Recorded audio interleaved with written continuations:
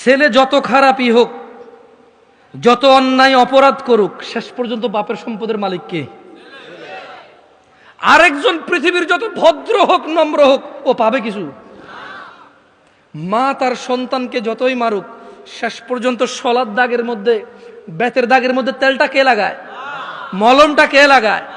চুলগুলো কে আশ্রয় দেয়? জামা কাপড়গুলো কে ধুয়ে দেয়? মা ধুয়ে দেয়। জ্বর হলে মাথায় জলপট্টি কে দেয়? মা দেয়। আবার এই মাই কিন্তু এক একবার খেপে গেলে শলার মুঠা ভেঙে ফেলে পিটতে পিটতে, করে কিনা? আস্থা রাখো ভাই আমার, কোরআন সুন্নাহর মধ্যে আস্থা রাখো। আমরা যদি আল্লাহর বান্দা হই, কার বান্দা? আমরা কার বান্দা হব? তোমাকে আমি বলি, শোনো, আমি শেষ আমার ওয়াজ।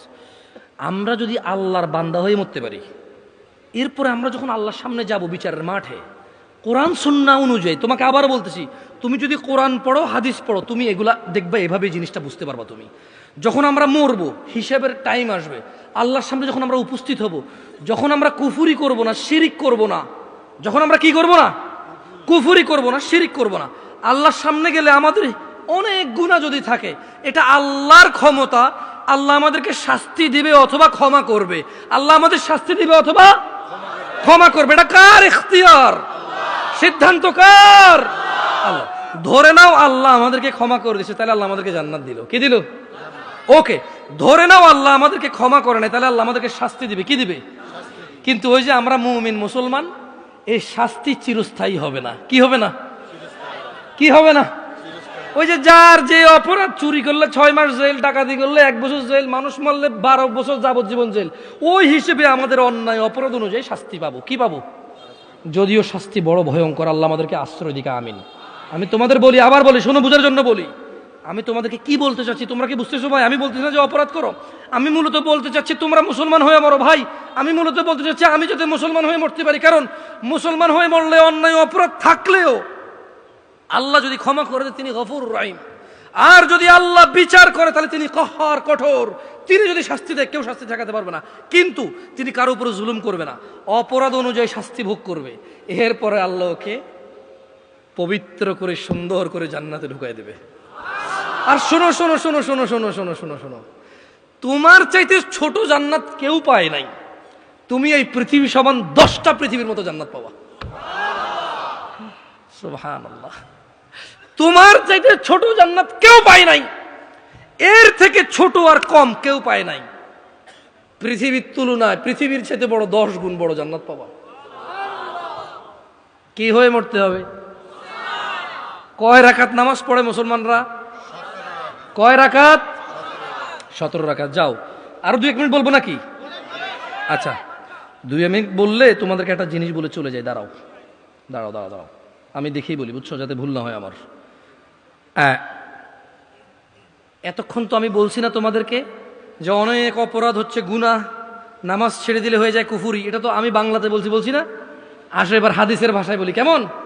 মনোযোগ দিয়ে শোনো, দেখো তোমার কাজে আসে কিনা।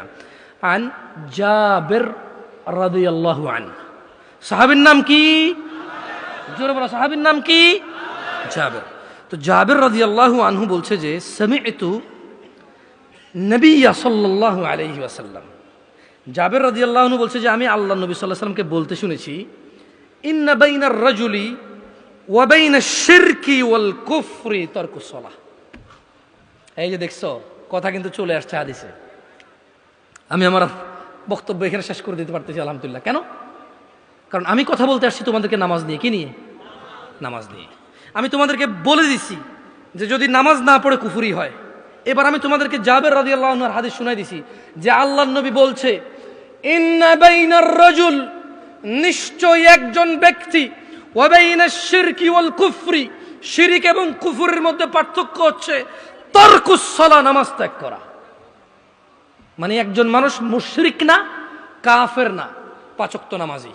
একজন মানুষ নামাজ পরিপূর্ণভাবে ত্যাগ করেছে, সে কাফের ও মুশরিকও। এটাকে আমি বলছি, ফতোয়া আমি দিছি, বলি না। আল্লাহর দিকে তাকায়, এখানে ক্যামেরা আছে। জাবের রাদিয়াল্লাহু আনহু বলছে যে উনি শুনছে আল্লাহর নবী বলছে যে ব্যক্তি কাফের আর মুশরিকের মধ্যে পার্থক্য হচ্ছে কি? সালাত। আমরা কি মুসলমান হয়ে মৃত্যুবরণ করতে চাই? দিনে কয় রাকাত নামাজ? ফজরে কয় রাকাত? জোহর, আসর, মাগরিব, ঈশা, এগুলো ছাড়া কেউ মুসলমান থাকা সম্ভব?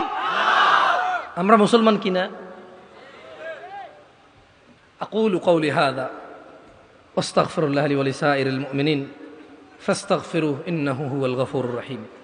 আমি আল্লাহর কাছে ক্ষমা চাই আমার নিজের জন্য এবং আপনাদের জন্য। আল্লাহ তাআলা আমার পিছনের যত নামাজ ত্যাগ করেছি তা ক্ষমা করে দিন, আমিন। আমার পিছনের সমস্ত গুনাহকে আল্লাহ নেকিতে পরিবর্তন করে দিন।